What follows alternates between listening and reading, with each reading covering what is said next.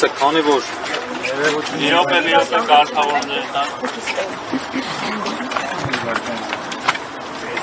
երեխեք ես աշխոն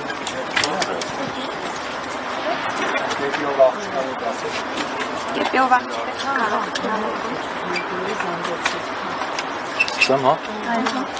քանի որ ներսում գտնվողները իբրև վկայի կարգավիճակով են, բայց փաստացի բերման ենթարկված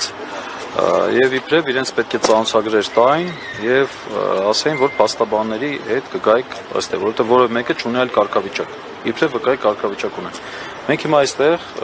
Մկրտիչ սրբազան ենք սպասում եւ իր հետ կապված, իրեն հայտնաբերման հետ կապված գործողություններ ենք իրականացնում։ Փաստաբանից մեկը մտավ քահանաներից մեկի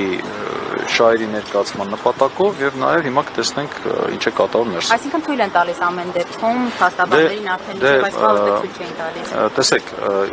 քանի որ մենք Մկրտիչ սրբազանի շահերի համար ենք եկել, Մկրտիչ սրբազանը այստեղ չէր, դրա համար մենք չենք մտնում։ Հասկացա՞ք, չէ՞, մենք մի քանի անգամ մտել դուրս ենք եկել։ Չեք ներկայացնելու մյուս քահանաների։ Հիմա այս պահին փաստաբանը մտավ իրեն շահերը ներկայացնելու համար։ Որ փաստաբանն է։